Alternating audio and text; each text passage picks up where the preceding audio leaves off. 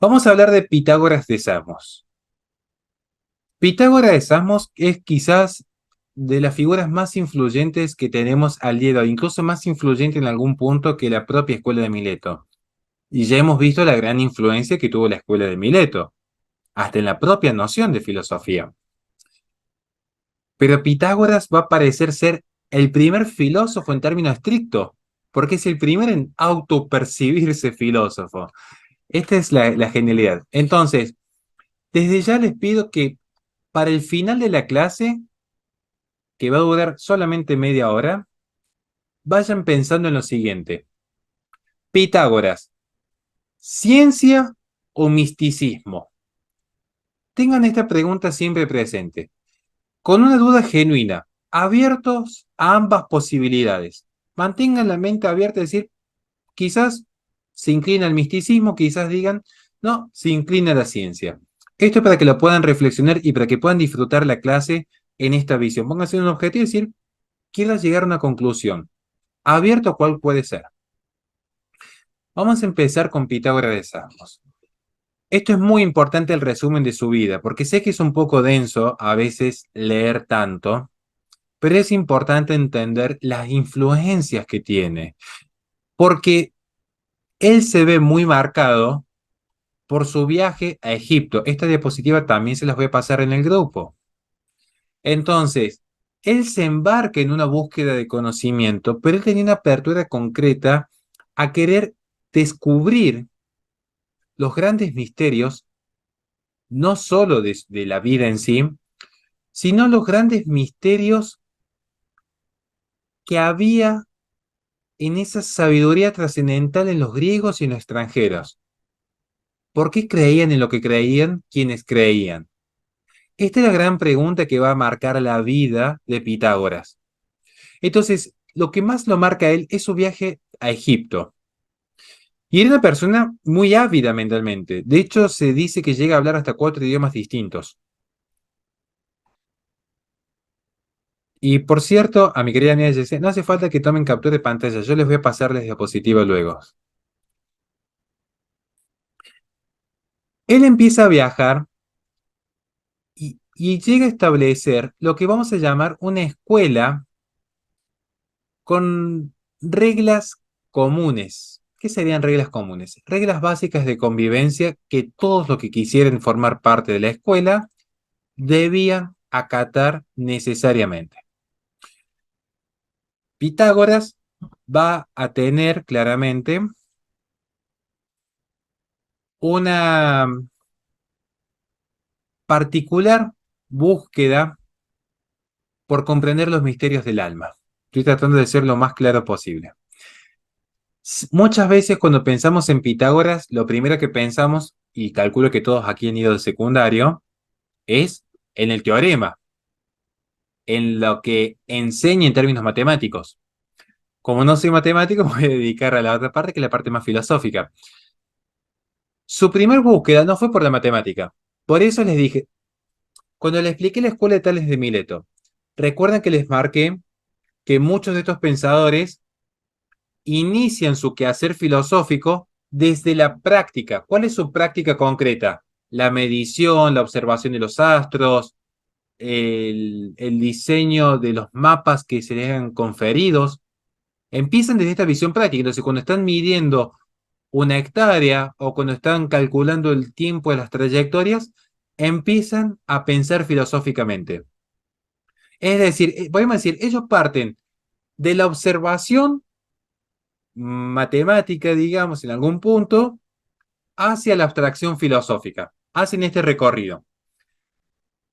Pitágoras, de hecho, hace todo lo contrario. Él parte de una gran preocupación que él tiene por el alma. Entonces, de esta gran abstracción del alma es que luego va a llegar a la matemática. Y esto es lo que normalmente no se suele explicar cuando se enseña filosofía. Normalmente dicen Pitágoras, las matemáticas, que las pirámides. Claro que su viaje a Egipto, cuando empieza a observar las pirámides, le va a permitir el desarrollo teórico de la matemática. El tema es que lo que nunca les van a explicar es por qué viajó a Egipto. Esto es lo que normalmente no se explica en filosofía. Dicen, es como que Pitágoras estaba un día aburrido ahí con un camellito bajó una palmerita y se puso a ver la pirámide y dijo, ah, qué interesante, voy a calcular los ángulos. Y eso no les permite entender la riqueza de Pitágoras, porque la riqueza de Pitágoras era que desde su infancia, y por eso les puse el primer párrafo que lo están viendo en pantalla, ya estuvo constantemente marcado por todo el sincretismo que empieza a absorber en sus viajes, buscando comprender qué hay que los hindúes creen en lo que creen, que los egipcios creen en lo que creen, que los atenienses creen en lo que creen. Y en esta búsqueda por comprender el alma, él va a tener una idea que lo va a marcar eternamente, que es la transmigración del alma. Por eso cerramos hablando de la idea del aire y el alma en la escuela de Mileto. No, no fue casual que yo cerrase con ese aspecto en la última parte de la clase. Entonces, él cree que las almas se reencarnan en diferentes seres vivos. No sé si esto le suena a alguna religión más propia de Oriente. Concretamente, no sé si esto le suena en algún punto. Esto para que lo investiguen es muy interesante. Y aquí es donde también introduce los conceptos matemáticos y filosóficos. Pero ya vamos a ver el por qué. Ya vamos a entender el por qué. Tiene Pitágoras, como muchos filósofos de la época, su vida está marcada por la historicidad en algún punto, pero también por la fábula y la leyenda. Es más, se dice que él decía que ella había tenido vidas anteriores. Acá está el profesor Daniel Siegel que nos puede desmentir tranquilamente cómo en la filosofía sucede muchas veces esto, que se mezcla un poco la fábula, la leyenda con el personaje histórico.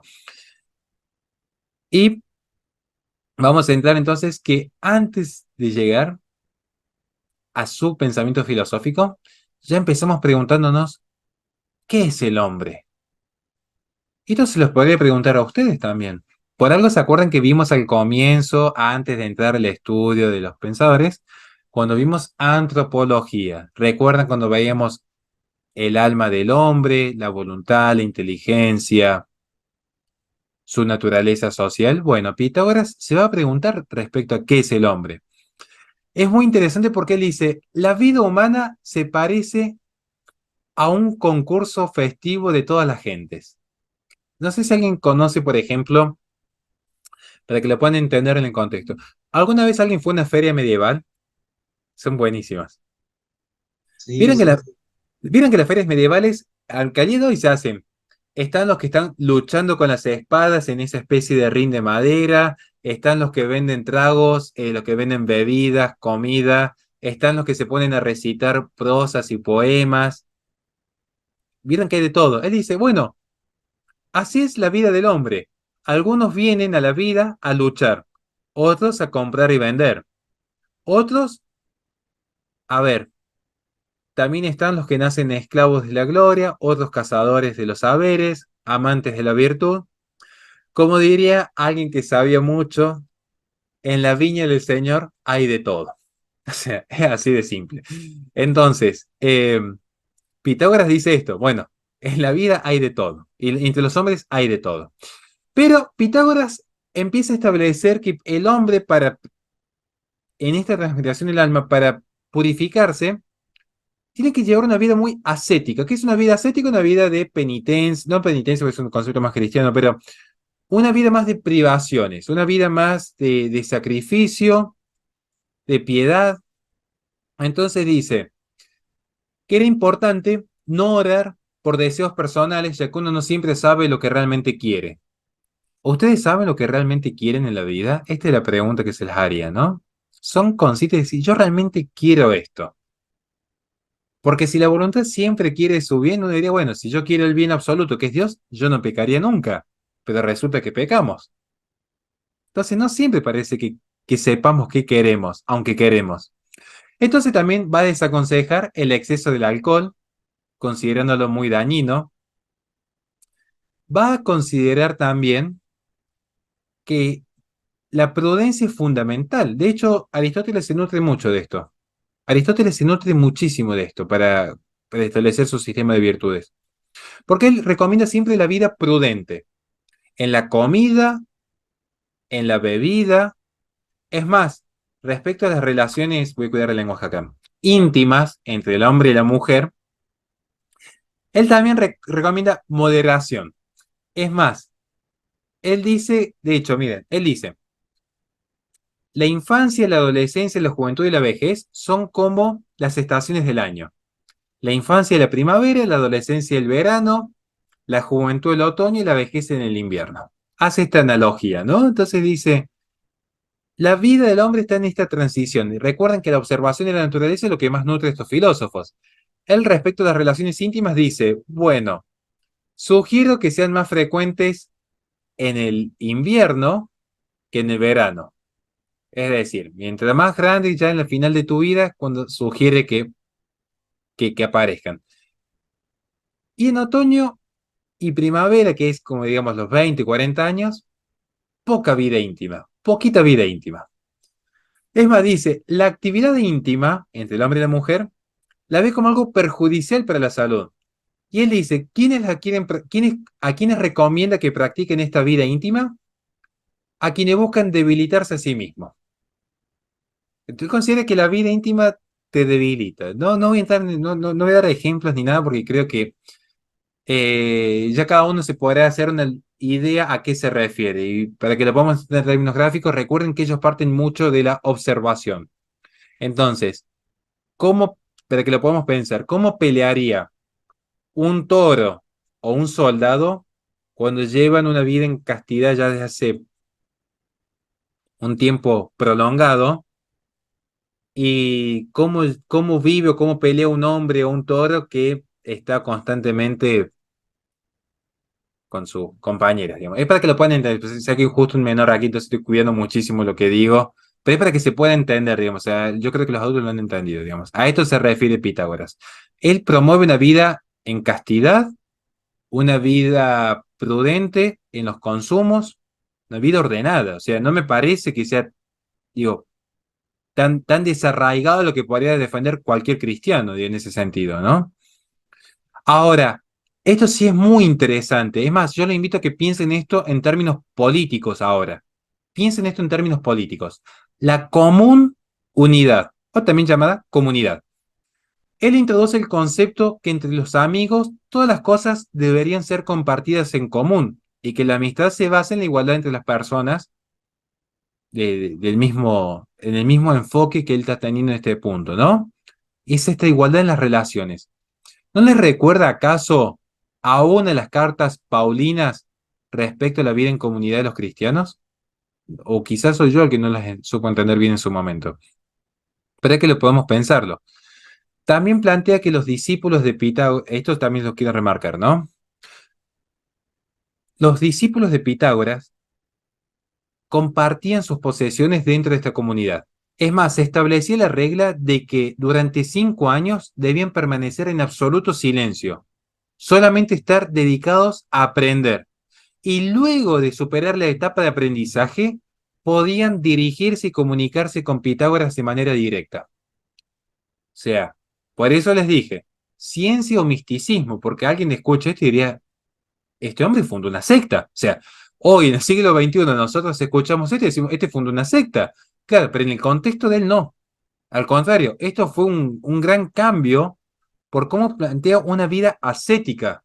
No planteaba las bacanales de los romanos que eran orgías que incluían menores y sustancia. Al contrario, está diciendo ni vida íntima ni sustancia, aprendizaje en silencio y en disciplina.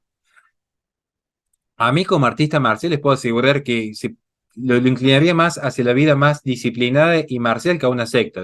Pero bueno, esto es debatible. Es más, ya empieza a establecer reglas un poco extrañas, digamos, respecto a lo que se puede incluso comer. Él dice, no hay que comer las habas, porque las habas tienen mucha presencia de aire. Ya vamos a ver por qué, por ejemplo. ¿Por qué no pueden comer habas? Porque tienen mucho aire el interior de estas frutas. Pero sí me parece interesante este punto, porque, digamos, a mi entender, no era un desquiciado.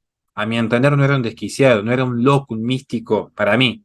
Él dice, de acuerdo a Timeo en sus obras e historias, que las mujeres que cohabitaban con los hombres eran consideradas como diosas, vírgenes, ninfas y luego madres. Y esto es tratando de reflejar también el respeto y veneración hacia la feminidad. la mujer que más cuidaba su feminidad, especialmente la mujer que vivía en castidad y en prudencia, Pitágoras la ponía en un grado muy elevado en respeto, y más, casi que como diosa que se las llega a considerar intocables. Digo, creo que esto es interesante para considerar. No estoy diciendo que tengamos que ser paganos, no quiero que se entienda. Estamos hablando acá de filosofía, es decir, qué interesante cómo estos pensadores, sin esa verdad revelada, ya consideran la modestia y la virtud como consideraciones especiales en la vida ética del ser humano. Y acá es donde va a empezar la discusión de lleno. Si la filosofía de Pitágoras, por lo que vamos viendo, era mística o matemática. Veamos entonces. Pasemos primero. Empecemos por qué es entonces esta idea del alma. Bien, el pitagorismo para muchos fue una religión mistérica, como el orfismo. Tarea para la casa, busquen qué es el orfismo. Búsquenlo, es entrar en Google, pero les va a servir que ustedes lo busquen y lo indaguen. Pero, ¿en qué sentido son diferentes a cualquier otro tipo de que se mal llamadas sectas? En cuanto que para Pitágoras, el estilo de vida ideal era una vida ascética, una vida en comunidad, pero que a través de las privaciones y el sacrificio se genera lo que es la purificación ritual, que es lo que significa catarsis. Esta purificación ritual. Catarsis no es solamente decir lo que me da bronca un día cuando llego cansado del trabajo. De hecho, catarsis en realidad significa este proceso de purificación. Pero esta purificación en Pitágoras se da a través del cultivo del saber. Por eso es el verdadero primer filósofo Pitágoras. Pitágoras es técnicamente el primer filósofo, porque la leyenda cuenta que cuando se le pregunta quién era, él dijo un amante del saber. Filos sofos, amor a la sabiduría. ¿Se entiende? Por eso conocemos parafilias. Filia significa este sentido de amor y sofos, sabiduría. Eso en la etimología de la palabra. Y los pitagóricos, en este cultivo del saber, le dan una particular trascendencia a la matemática y a la música. Porque en la matemática y la música es donde consideran que se sana el alma. ¿Cómo se sana el alma? Así como la medicina, que no es más que un cálculo matemático de las sustancias, sana el cuerpo, la música sana el alma, la purifica. No en vano se suele decir que quien canta está orando dos veces. No en vano, San Agustín, de hecho, en su proceso de conversión no solamente influyó las homilías de San Ambrosio, sino el canto gregoriano. No en vano, mucha gente se convierte a la fe, le digo como católico, sin entrar en otro aspecto, en la misa tridentina cuando ven lo que es una misa solemne, con los cantos del Kyrie eleison o con lo que es Christus Vinci, por dar algunos ejemplos concretos. Entonces, lo que estamos viendo aquí es que la matemática y la música en concreto tienen un papel fundamental en la vida de Pitágoras. Para ello, las almas son entidades inmortales. Miren a la conclusión que llega Pitágoras, que se ven obligadas a reencarnarse sucesivamente por un tiempo indeterminado, hasta que surge el proceso de catarsis, que es el proceso de purificación. Cuando el alma es purificada, es que ya está esta entidad inmortal culmina ese regreso corporal al que estaba llamado. Puntos que lo van a poder vincular en algún momento. Podemos verlo desde el eterno retorno de Nietzsche, al cuando lleguemos a Nietzsche en algún punto de ver un contacto allí, hasta lo que se va a ver tanto en religiones paganas como las hindú. Esto claramente que tiene una clara influencia pagana, pero la idea de la inmortalidad del alma creo que es algo a considerar como muy novedoso para la época. Porque es cuando se empieza a hablar de esta suerte de metafísica, algo que está más allá de la física. Interesante me parece a mí este punto. Al menos no sé si ustedes lo verán como yo, pero es interesante, ¿no? Que el alma también puede ser sanada. No sé si son conscientes, quiero remarcarlo, sé que estoy siendo un poco insistente acá, les pido perdón por mi insistencia, pero es porque quiero asentarles esto. No sé si notan la riqueza de pensamiento de Pitágoras. esta idea de, desde la filosofía y la razón, considerar que el alma es inmortal. Y no solo que el alma es inmortal, que decir, puedo separar el alma del cuerpo, sino que el alma también se puede enfermar. Y que esta alma que se puede enfermar, por ejemplo, con la gula o con la lujuria, también se puede sanar. Digo, a mí, sinceramente, se lo digo, yo sé que quizás soy un poco fascinado por el mundo de la filosofía, pero yo cuando leo esto, cuando yo, bueno, acá estoy pasando un resumen, pero uno cuando empieza a leer esto dice, qué maravilla, es imposible no conmoverse hasta dónde es capaz la humanidad de pensar cuando realmente se mueve por la verdad. Y él dice algo muy interesante, porque él también tiene un arjé, él también tiene un arjé. ¿Se acuerdan de este principio del todo? ¿Cuál va a ser el arjé?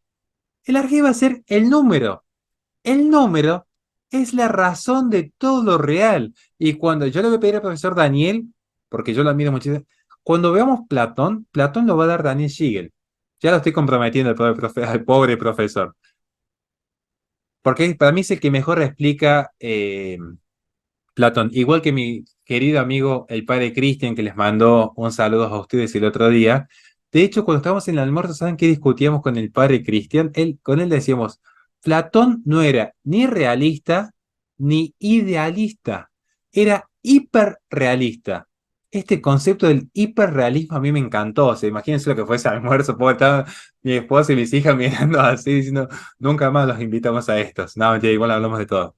Pero... eh, qué interesante esta idea del número, ¿no? Y acá les voy a preguntar a ustedes. ¿Ustedes consideran que para Pitágoras el número era inmaterial o era una extensión material? Ahí se las dejo a la pregunta. Vamos a ver, vamos a ver. Entonces, acá tenemos también, bueno, perdón por el gráfico, pero me gustó la imagen para ponérsela acá de la matemática. Las matemáticas y la filosofía, porque los números son fundamentales para comprender el mundo. De hecho, el mundo es comprendido en Pitágoras por números.